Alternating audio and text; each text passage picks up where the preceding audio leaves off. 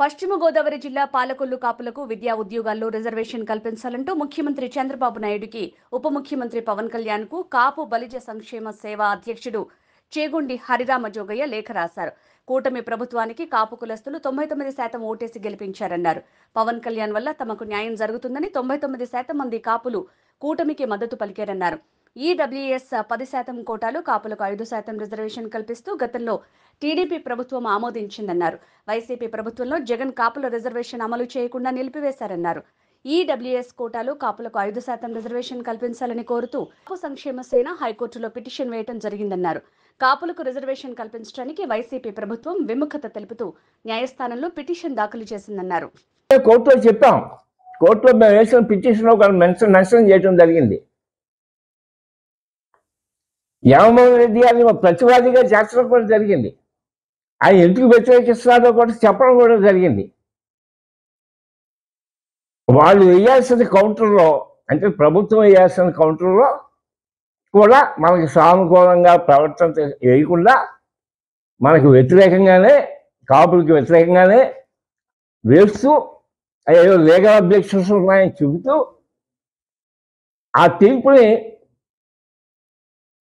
ఆ కేసుని, అంటే మనం వేసిన కేసును కొట్టామన్నారు, అలా కౌంటర్ వేశారు. ఆ స్థితిలో ఇంకా విచారణ జరుగుతూ ఇప్పుడు హైకోర్టులో ఉంది, అది పెండింగ్లో. ఇప్పుడు మళ్ళీ కూటమి ప్రభుత్వం వచ్చింది. ఇవాళ ఈ కూటమి ఎలక్షన్స్లో కాపు సామాజిక వర్గం, అంటే కాపులు, బలిజలు, తెలగాలు వగేరా 199 మంది ఇవాళ కూటమికి సపోర్ట్ చేశారు. ఆ చేయటం వల్లే ఈవేళ 120% కూటమి ప్రభుత్వం అన్ని ప్రాంతాల్లో, అన్ని నియోజకవర్గాల్లో జగడానికి కారణమైందని చెప్పడానికి ఏమాత్రం కూడా సందేహం లేదు. ఇంతమంది ఇంత ఐకమత్యంతో ఓటు వేశారంటే దానికి కారణం పవన్ కళ్యాణ్ గారు. పవన్ కళ్యాణ్ గారిని నమ్మి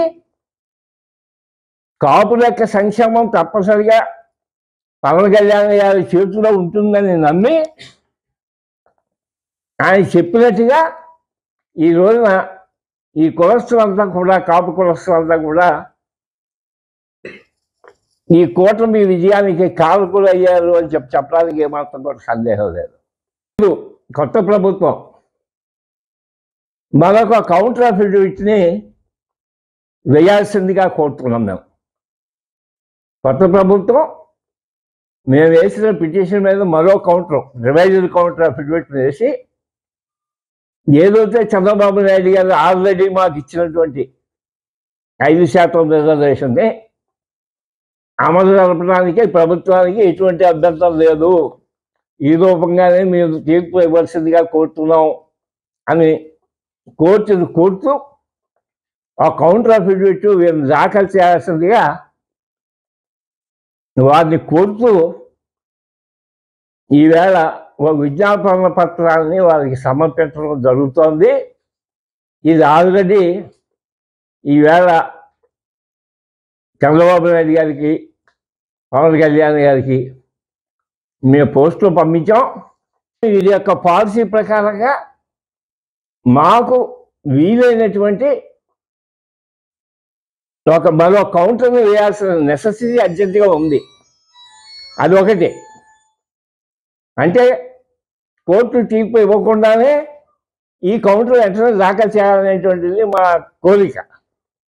రెండోది ఏంటంటే, కాపుల్ని రిజర్వేషన్ సౌకర్యం కలగ చేయకపోవటం వల్ల ఈ 5 సంవత్సరాల నుంచి కూడా అనేక ఉద్యోగాల్లో